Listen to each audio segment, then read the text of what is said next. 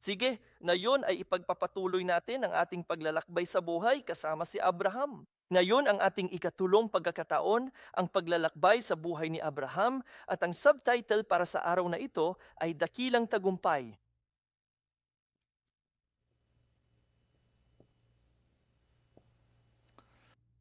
Kaya kung ikaw, ang tekstong binabasa natin ngayon ay nagpapakita kung paano nagpatuloy sa paglalakbay si Abraham. Tandaan mo, tingnan natin, pumasok siya sa Kanaan, ang Mediteraneo.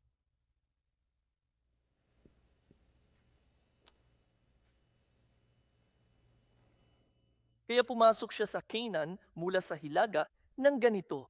Dumaan siya sa Shechem, at pagkatapos mula sa Shechem ay bumaba siya patimog sa pagitan ng Bethel at Ai. Kaya't nagkampo siya sa isang lugar sa pagitan nito, sa pagitan ng Bethel at Ai. At pagkatapos ay nagtungo siya sa timog. At pagkatapos ay nagkaroon ng tagutom, kaya pumunta siya hanggang sa Ehipto na narito rin sa ibaba. At doon nga may mangyaring kakilakilabot, di ba?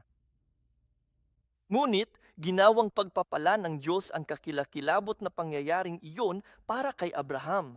Kaya bumalik siya na may dalang maraming material na kayamanan. Kaya iyan ang pangunahing punto ng kwento sa tekstong binasa natin ngayon. Ang salitang Bethel ay nanganahulugang bahay ng Diyos.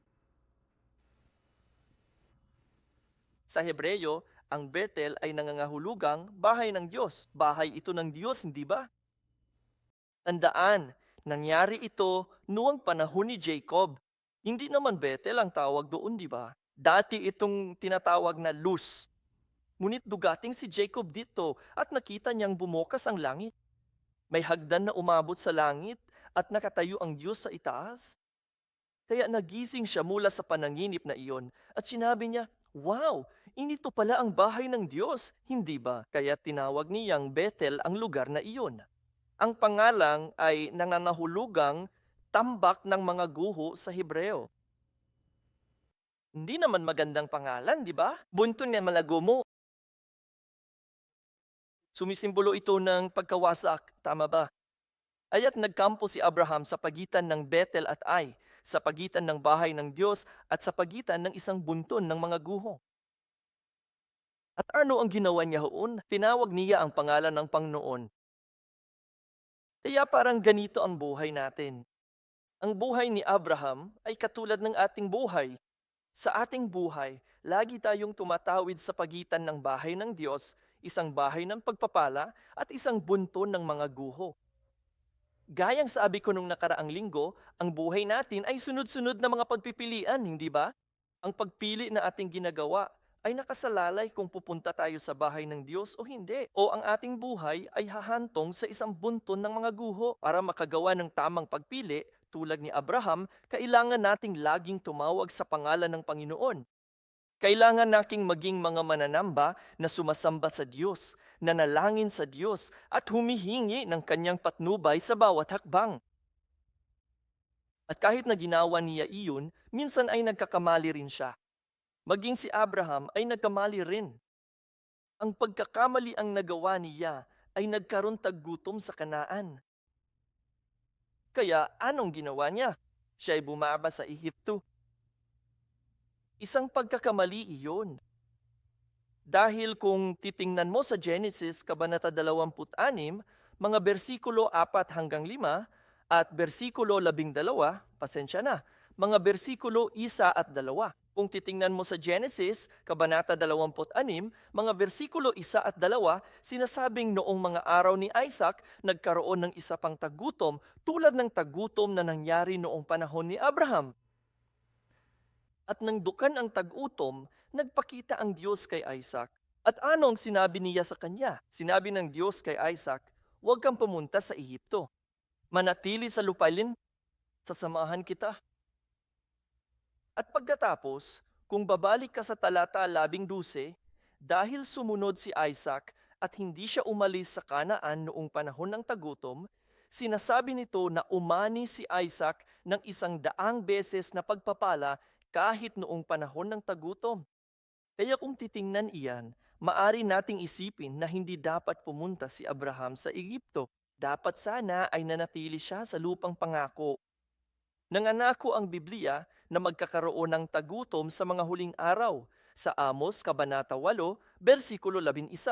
Ngulit, hindi ang uri ng tagutom na iniisip natin. Ito ay magiging isang espiritual na tagutom. Kaya ano ang isang espiritual na tagutom? Ang aklat ng ipinaliwanag ni Amos na ang mga tao ay pupunta rito at doon upang hanapin ang salita ng Diyos.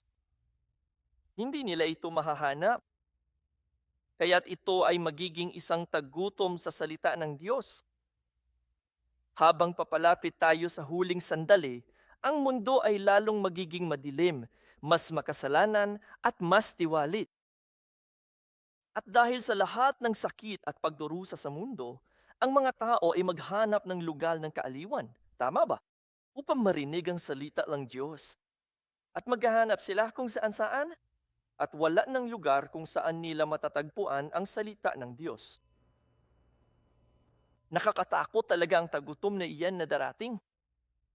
Papasok ang mga tao sa mga simbahan at hindi nila maririnig ang salita ng Diyos. At sa katunayan, pinatutunayan ko na nagsimula na ang tagutom na ito.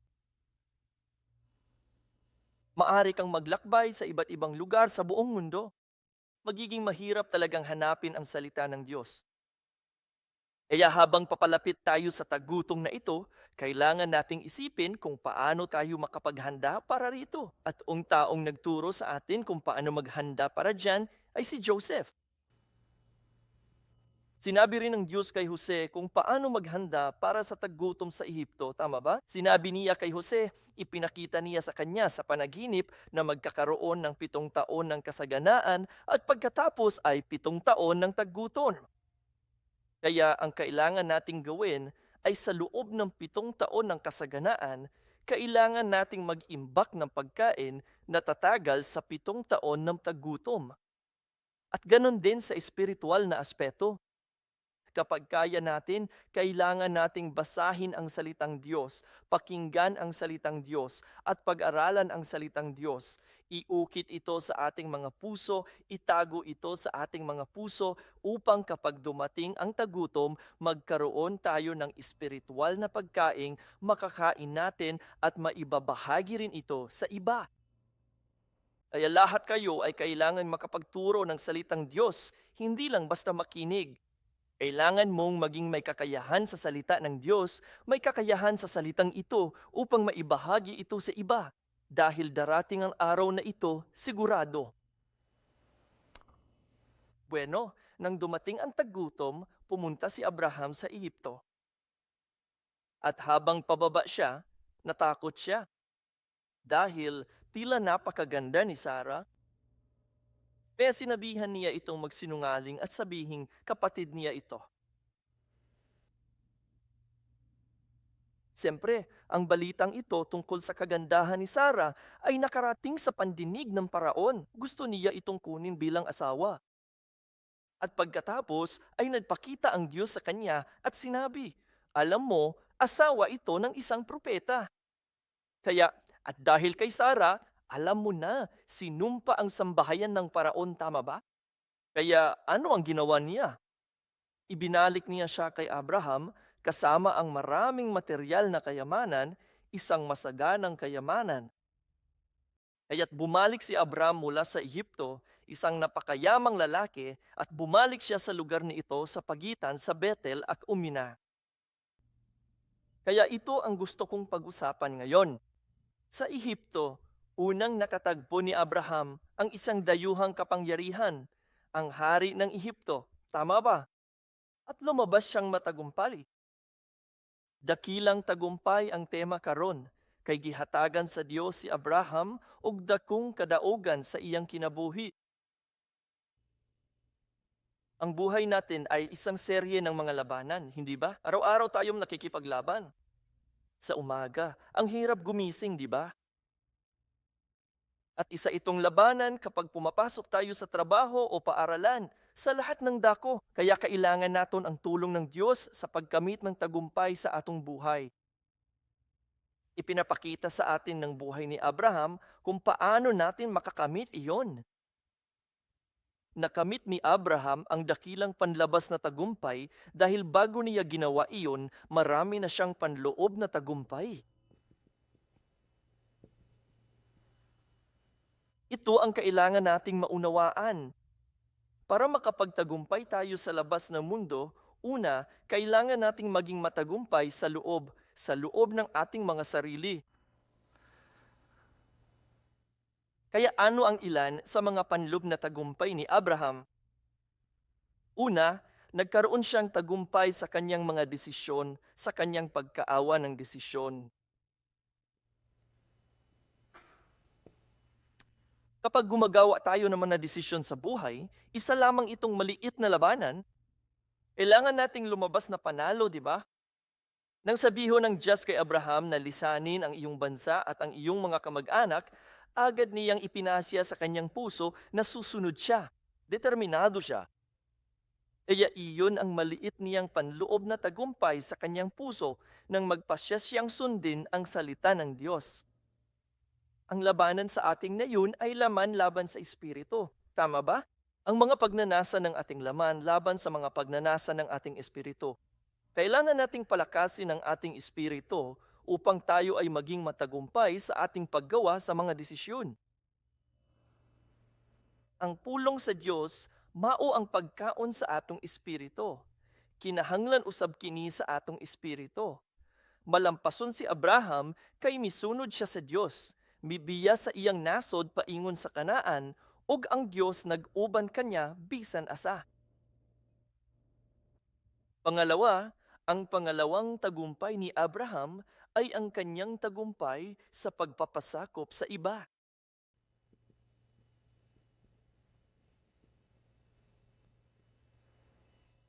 Kaya't pagkatapos niyang pumunta sa Egypto, bumalik siya sa pagitan ng Bethel at Ai at siya'y naging napakayaman. Sila si Lot, pulos dato, busa dili na sila magkauban tungod sa kadaghan sa ilang mga hayop. Maong nagbulag sila. Og unsay gihimo ni Abraham, gipapili niya pag-una ang iyang pag-umangkon nga sila. Sabi niya, kung pupunta ka sa kanan, pupunta ako sa kaliwa. Kung liliko ka sa kaliwa, liliko rin ako sa kanan. Sumuko si Abraham kay Lot kahit na siya ang nakatatanda, tama ba? Siya ang nakatatanda, ang nakataas. Pwede unta niyang pilion ang una, apan wala niya buhata. Kaya sinasabi sa atin ng Biblia, tama, ang ginintuan tuntunin, gawin mo sa iba ang nais mong gawin nila sa iyo. Kaya kailangan nating maging mapagparaya at magpasakop sa isa't isa. Kaunting sakripisyo ang kailangan para magawa ito, ngulit ito ay isang tagumpay na nais ng Diyos na makamit nating lahat. Balikan natin ang Pilipos Kabanata 2, mga bersikulo 3 at 4.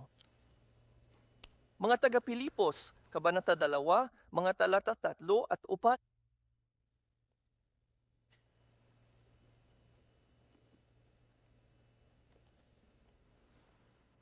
Upat, okay. Sinasabi sa mga taga-Pilipos, Kabanata 2, mga bersikulo 3 at 4, huwag kayong gumawa ng anuman dahil sa pagkamakasarili o sa walang kabuluhang pagpapalalo, kundi dahil sa kababaan ng pag-iisip. Ituring ninyo ang isa't isa na mas mahalaga kaysa sa inyong sarili. Huwag lamang ang sarili mong kapakanan ang isipin mo, kundi pati na rin ang kapakanan ng iba. Ama, ito ang salita ng Diyos. Huwag kayong gumawa ng anuman dahil sa pagkamakasarili o sa walang kabuluhang kayabangan, kundi ano ang gagawin ninyo? Taglay ang kapakumbabaan, kailangan nating ituring ang isa't isa na mas mahalaga kaysa sa ating sarili. Ginawa yun ni Abraham. Kadalasan, hindi namin ginagawa yun. Karaniwan natong itinuturing ang ating sarili bilang pinakamahalaga at ang iba ay pangalawa lamang. Kadalasan, minamaliit natin ang mga tao.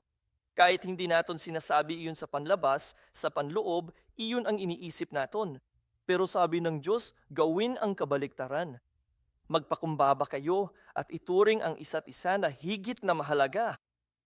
Isaalang-alang din ang personal na kapakanan ng iba. Hindi lang ang personal mong interes, kundi pati na rin ang interes ng iba. Lalo na rito sa loob ng simbahan. Kaya ngayon, kapag papasok na tayo sa fellowship, manunood ako. Sino ang unang pumila para kumuha ng pagkain? Tingnan natin kung kaya nating sumuko sa isa't isa. Nagsisimula ito sa maliliit na bagay. Kaya't si Abraham ay nagtagumpay sa kaniyang pagpapasakop sa iba. Pangatlo, nagtagumpay si Abraham laban sa mga tukso ng material na kayamanan.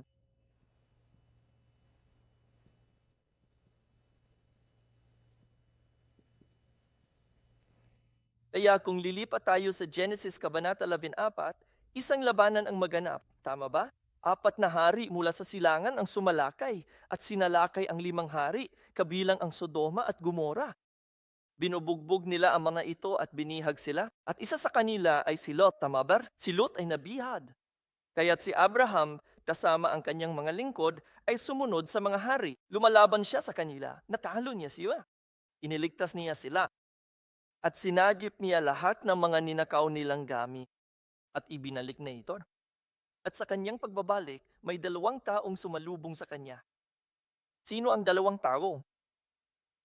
Isa sa kanila ay nagngangalang Melchizedek. Siya ang hari ng Salem at pare niya Diyos na kataas-taasan. Ang isa pang taong sumalubong sa kanya ay ang hari ng Sodoma. Ito ang haring sa Salem. Ang Salem ang lumang salita para sa Jerusalem. At ang ibig sabihin nito ay kapayapaan. Tama ba? Si Melchizedek ay hari ng kapayapaan. Kaya't ang 2 taong ito ay dumating upang salubungin si Abraham. Ano ang kasama ni Melchizedek? Duganti siya na may dalang tinapay at alak at binabasbasan niya si Abraham. Sinabi niya na nananalangin siya sa Diyos na pagpalain si Abraham.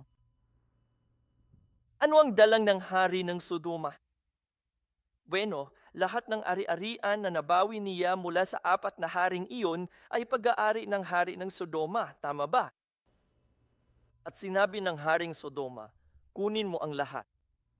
Kunin mo lahat ng mga ari-arian na iyan, lahat ng mga samsam na iyan, ang kayamanan, ha? Gusto kong panatilihin mo ito dahil iniligtas mo kami. Kaya ito ang tukso. Ang dami namang kayamanan dyan, di ba? Ang Sodoma ay isang napakayaman at mabungang lungsod. Kaya ano ang gagawin ni Abraham? Sabi niya, hindi ako kukuha ng kahit 1 sentimo mula sa iyo, maliban sa kinain ng aking mga tauhan, ha? Dahil ayokong sabihin ng mga tao, pinayaman ako ng hari ng Sodoma. Babawiun mo ang lahat. At sa halip, tinanggap niya ang tinapay at alak at ang basbas mula kay Melchizedek. Kaya ito ay isang sangandaan kung saan kailangan niyang gumawa ng desisyong ito. Tama ba? Sa simbolikong paraan, sa palagay ko ay ipinapakita sa atin ng 2 lalaking ito ang ating pagpili sa pagitan ng puno ng buhay at ng puno ng kaalaman, ng mabuti at masama.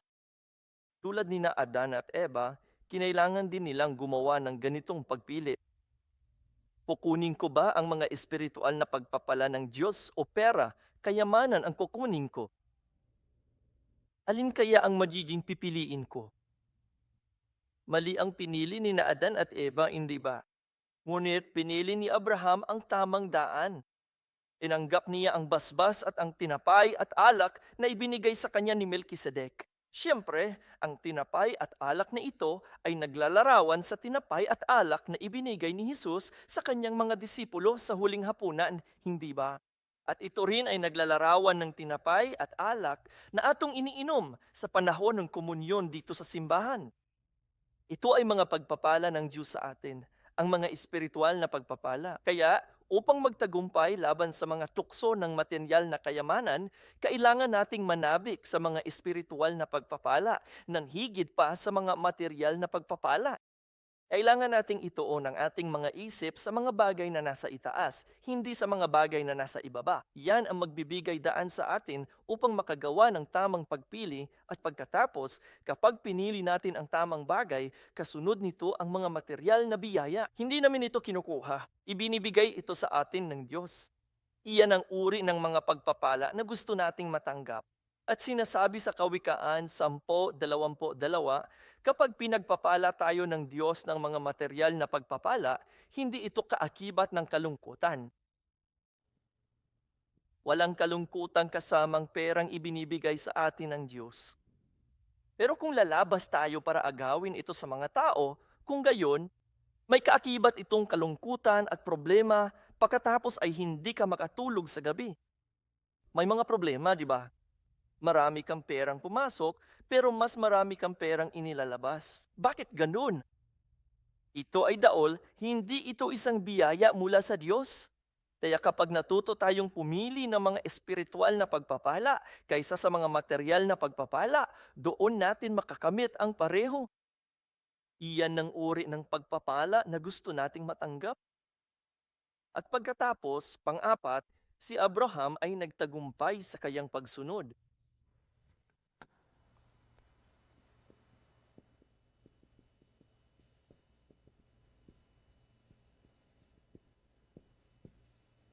Nagtagumpay siya sa kanyang pagsunod. At anong pagsunod ang pinag-uusapan natin? Siyempre, ang pagsunod kung saan inalay niya ang kaniyang anak na si Isaac bilang handog na susunugin, hindi ba? Si Isaac ang huling pag-ibig ni Abraham. Siya ang pinakadakilang pag-ibig niya sa buong buhay niya dahil siya ang anak na ibinigay sa kanya ng Diyos noong siya ay 100 taong gulang. At para magawa ito ni Abraham, ano ang kailangan niyang gawin? Tandaan, sinabi ng Diyos kay Abraham, tingnan mo, dalhin mo ang anak mo sa isang bundok doon sa Moriah. Gusto kong hiwain mo siya at ialay bilang handog na susunugin. At inabot siya ng 3 araw bago makarating doon. Kaya't ito ay isang 3 araw na paglalakbay. Isipin mong sumama ka sa anak mo para patayin siya at kailangan mo pang maglakad ng 3 araw. Isipin mo na lang kung ano ang tumatakbo sa isip niya sa loob ng 3 araw na iyon. Kaya ang 3 araw na paglalakbay na iyon para kay Abraham ang panahon kung saan kinailangan niyang mamatay para sa kaniyang sarili. Kinahanglan munang mamatay si Abraham upang magawa ito dahil ang utos ng Diyos ay sumasalungat sa bawat tradisyonal na pamantayan. Labag ito sa sentido komon, salungat ito sa lahat ng moralidad at etika, salungat ito maging sa mga batas ng bansa. Patayon mo ang alak mo. Legal ba yon? Siyempre hindi, di ba? Kaya sumalungat ito sa lahat. Ang tamang gawin ay ang pagsang-ayon ng mga tao. Wala namang saysay, di ba? Pero ginawa iyon ni Abraham. Kaya nga siya tinawag na ama ng pananampalataya. At upang magawa ito, kailangan nating mamatay sa atong mga sarili. Kailangan nating alisin ang ating mga iniisip. Kailangan nating isang tabi ang atong mga makalamang pag-isip at mga pagnanasa at magtiwala lamang sa salita ng Diyos. Sasabihin ng mga tao, baliw ka kung gagawin mo ito, di ba? Kaya kung titingnan mo sa mga taga-Roma, Kabanata 7, mga bersikulo 21 hanggang 24, sinabi ni Pablo, sa aking puso, nais kong sundin ang kautusan ng Diyos, ngunit sa aking laman, nais kong sumalunggat doon.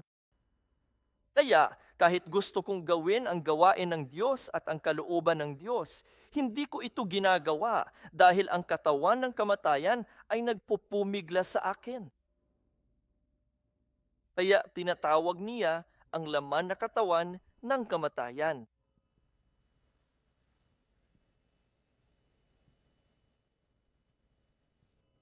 Bakit ganon? Dahil ito ay makasalanan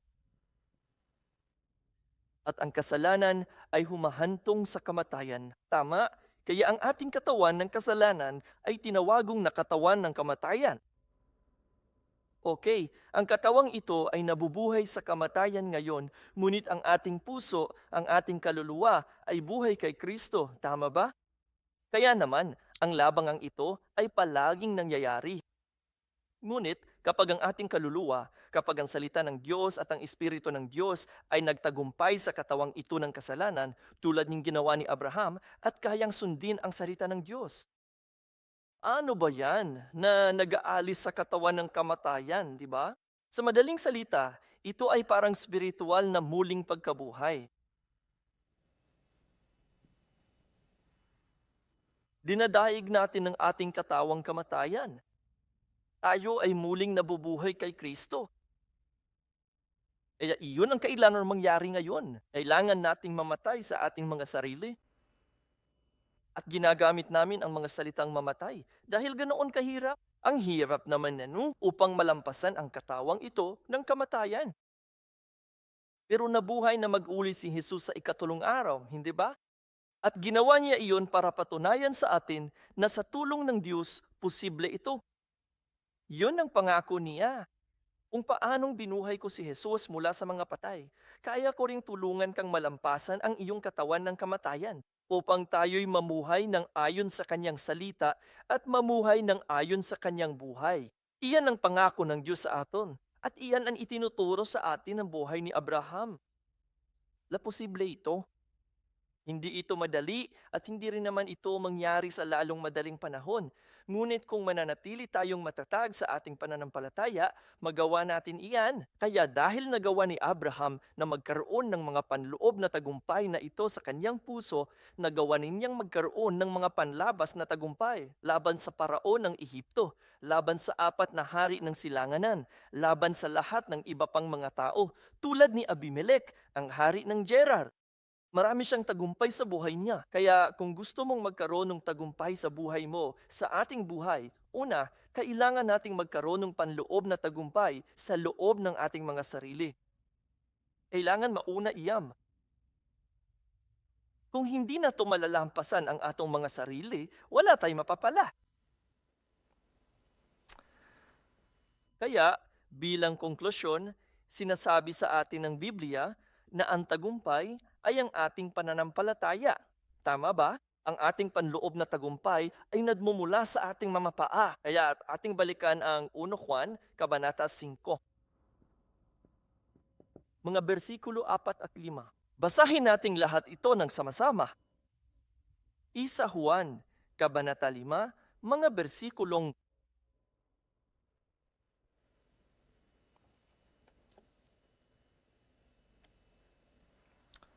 4 at 5. Kaya sinasabi sa 1 Juan, Kabanata 5, versikulo 4 at 5, sapagkat ang sinumang ipinanganak ng Diyos ay dumadaig sa sanglibutan.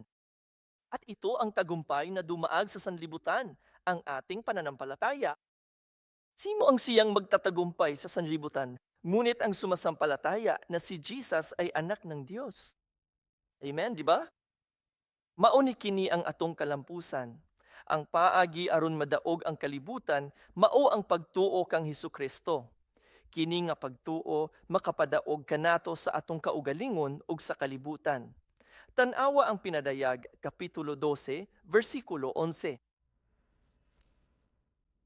Pahayag ang katapusang basahon sa Biblia, Kapitulo 12, versikulo 11.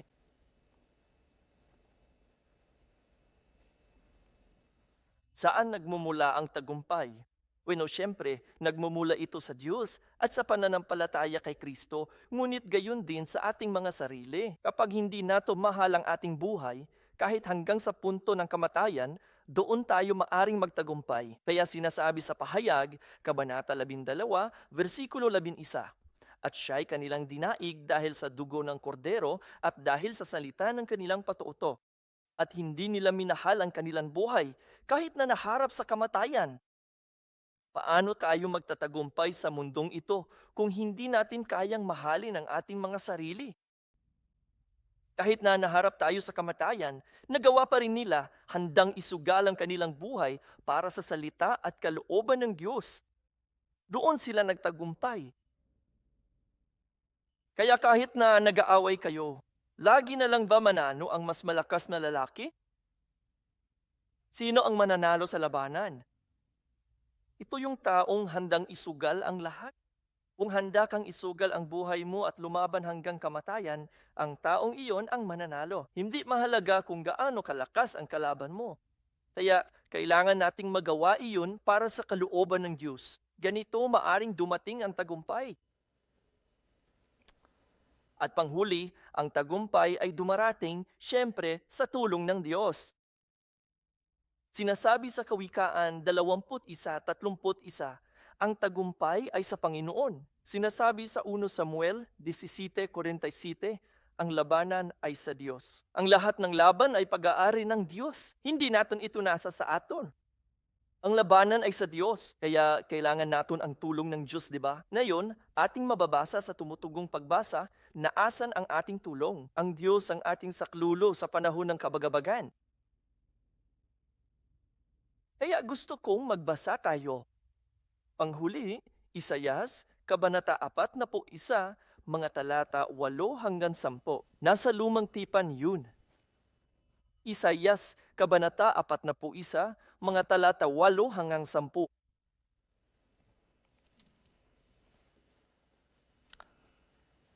Magbasa ako. Sa Isayas 4 usa, 8 usa, wala. Apan ikaw, Israel, alagad ko. Jacob, akong pinili. Kaliwat ni Abraham nga akong higala, gikuha ko ikaw gikan sa tumoy sa yuta o gitawa gikan sa layong dapit. Giingan ko ikaw, alagad ko ikaw. Gipili ko ikaw ug walay isalikway. Ayaw ka hadlok, kay uban ko nimo. Huwag kang mag-alala, sapagkat ako ang iyong Diyos. Panlalakasin kita. Sigurado akong tutulungan kita. Tunay ngang aalayan kita ng kanang kamay ng aking katuwiran. Amen, diba? Para kanino ang pangakong ito? Ang pangakong ito ay para sa mga inapo ni Abraham. Dahil si Abraham ay kaibigan ng Diyos. Sinasabi nito, kayong inapo ni Abraham, aking kaibigan. Parang sabihin nating nagkaroon ka ng matalik na kaibigan na talagang minahal mo at wala na ang kaibigang iyon ngayon. Sobrang namimiss mo siya tapos bigla ka na lang makasalubong. Ang kanilang anak, kamukha ng kaibigan niya, kausap at kilos niya rin. Ang saya sigurong makita ka na anak ng kaibigan mo, di ba? May gustuhin kang gawin para sa batang iyon. Yan ang sinasabi ng Diyos. Kaibigan ko si Abraham. Kaya dahil mga inapo kayo ni Abraham, tulungan ko kayo, hindi ba? Iyan ang salita ng Diyos dito mismo sa atin. Sa totoo lang, napaka-espesyal nito. Sa Hebreo Kabanata 2, versikulo 16, ganito ang sinasabi. Talagang ikinagulat ko ang talatang ito. Sinasabi nito na hindi man lang tinutulungan ng Diyos ang mga anghel. Sinasabi sa Hebreo 2:16, sapagkat katotohanan, hindi ang mga anghel ang tinutulungan niya, kundi ang mga lahi ni Abraham ang tinutulungan niya. Hindi ba't kamangha-mangha yun? Wala tabangi sa Diyos ang mga anghel, kundi ang kaliwat ni Abraham.